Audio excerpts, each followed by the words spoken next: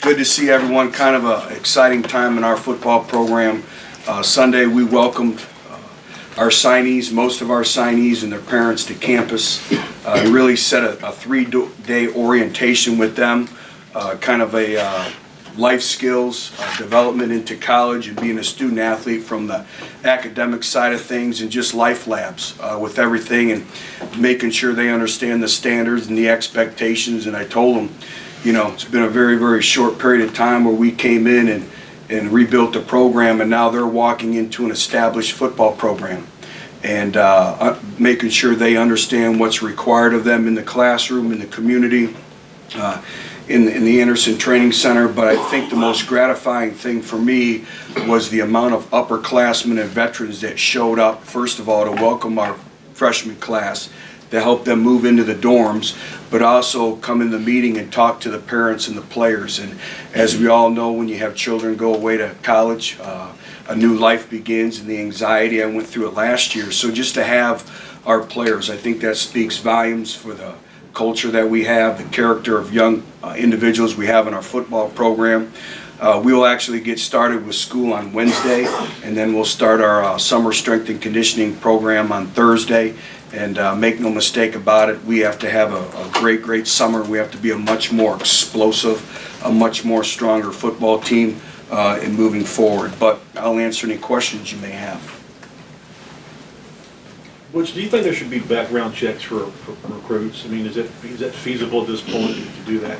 Because how much truth can you sometimes get out of people around a recruit who want that kid to get a scholarship? Well, everything is about giving a young man an opportunity, and you know, every circumstance, every situation is different. We're all parents, but we try to do our background checks. We try to be as thorough as possible, from social media to Google.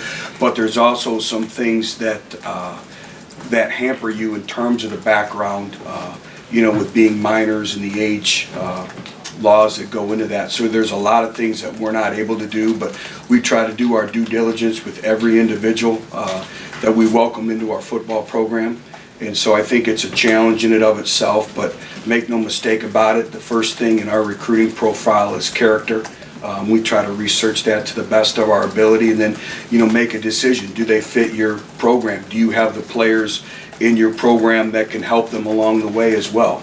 So I think there's a lot of extenuating circumstances that go into that. The serious misconduct policy is going to be evaluated and possibly expanded this week. There are areas you'd like to see it encompass, whether it be gun-related things, felonies, or there are topics and issues you'd like to see it addressed? Well, I do. I think, you know, getting in a room and discussing everything that goes into it. Like I said before, every circumstance is different in and of itself. And so being able to make, you know, wise choices, educated decisions and choices when you welcome individuals into your football program, I think is very, very critical and very key. I know for us, because we take those situations very seriously.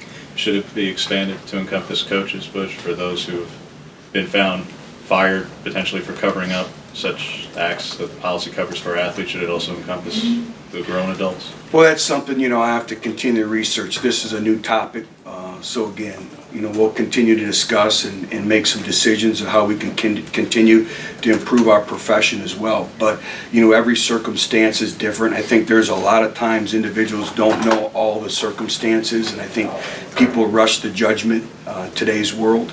And so I think, you know, stepping back and being able to make some good choices and moving forward for our profession. So, you know, I'm interested to see how the meetings go the next couple days and be more educated on these topics. Butch, along those lines, I think some folks maybe nationally have tried to correlate what's happened at Baylor with what you guys are facing at the University of Tennessee.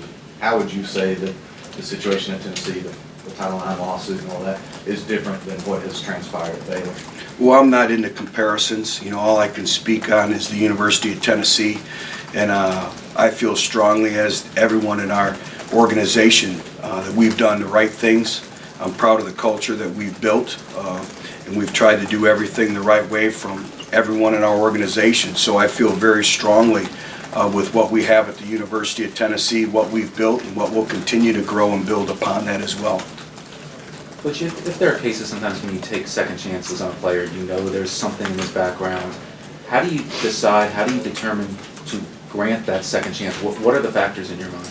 Well, there's a lot of factors, but again, the factors are evolving because every situation and circumstance is different in and of itself. But first of all, knowing the situation, do you have the resources and able to, give an individual a second chance? And we've all raised children, and we raise them the right way, and we raise them the same way. And when you have multiple kids, they're all different. And sometimes, unfortunately, that's part of growing up, is they make, not the proper choices. So, part of it too is developing young men and helping them grow into manhood.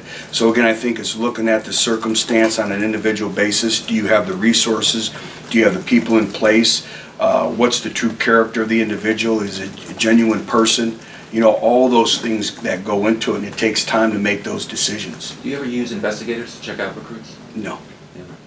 Again, there's so many things with laws that you're able to do and not do, and everyone in Knoxville knows I have a law enforcement background. My father was a chief of police for 30 some odd years. My uncle was a post commander in the Michigan State Police.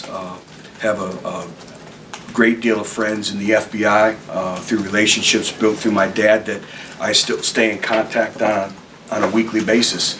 So there's a lot of resources that we have, but there's a lot of things that limit you in doing that.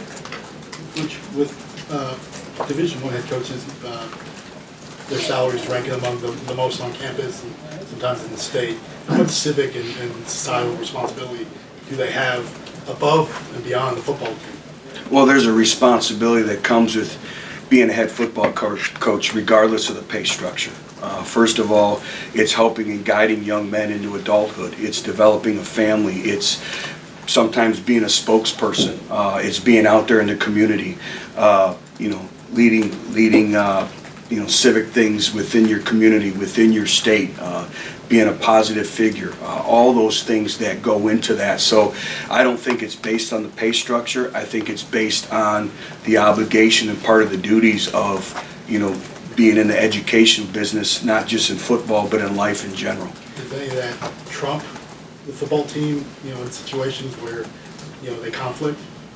No, I believe that, you do everything the right way, and you have clearly defined and articulated standards and expectations and objectives, and you stick by that. And those are your guiding principles, no matter what it is. I've always believed that in life, and I just think you have to have morals and guidelines with everything that you do, and from your day-to-day life to running your football program to your expectations from your players and everyone in your organization. Coach, cost of attendance was the big topic a year ago, and there's a lot of obviously discussion and debate about the disparities there. As a program that had one of the higher numbers going into it, it seems like this has really been much ado about nothing the last year. What's been your assessment after a year of it and seeing on the recruiting trail? Yeah, I think, first of all, when you get into something that's kind of the unknown like it was last year, and how is it going to work, and everybody gets into comparisons and all that, but, I think it's been great for our student athletes.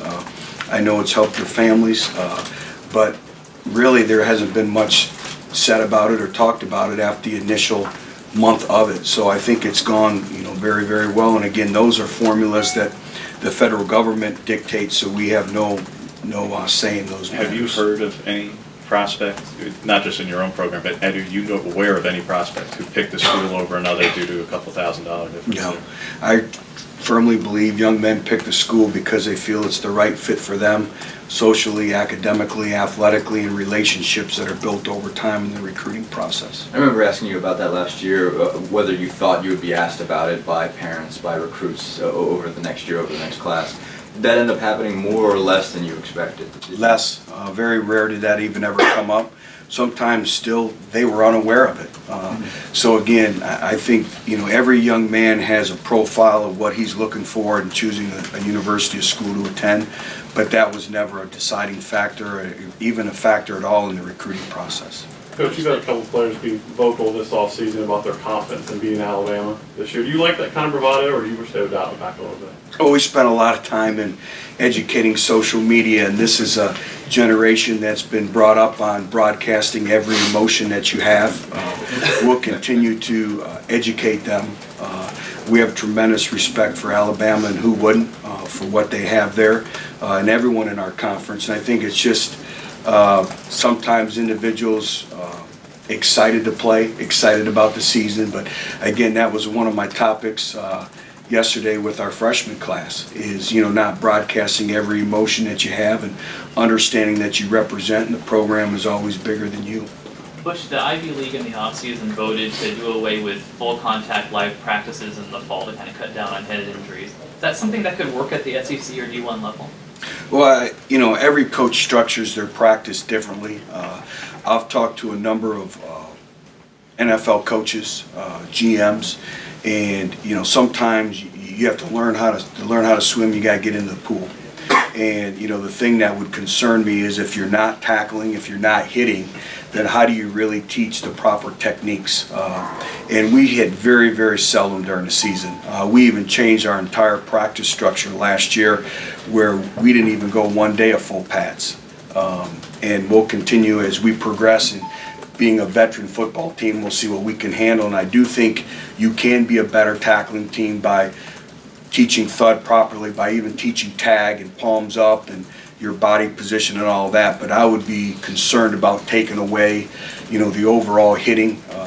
And I think coaches today are very smart in how they structure their practices, and we spend an inordinate amount of time. I spend countless hours planning training camp and when we're going to hit and what's overall best for the overall health of our football team. But I think if you completely take it away, then how are you really teaching the proper fundamentals and techniques, but also giving the young man confidence that he's going into the contact phase of the player. We call it the junction point, that he's repped that he has the tools necessary. So it gets back to the overall teaching of the fundamentals. That's how you win football games. What's the response to that whenever you'll have probably a week off without pads? What's the player's response to that? Do they kind of slack off a little bit when it comes to fundamentals? Good question. You have to have a veteran football team. You have to have a mature football team, and that's where I thought we took the next step as a football team last year towards the tail end of the season of never going full pads. And there was a couple days where we just went helmets and vest. But we really stressed the small details of what it takes to play winning football with the body position, palms up when you tag off, and really doing our due diligence and making sure that those fundamentals are in place and we never compromise that or compromise the physicality in which you want to play. Football is a physical sport with a lot of demands. So I thought our players did a great job of handling that.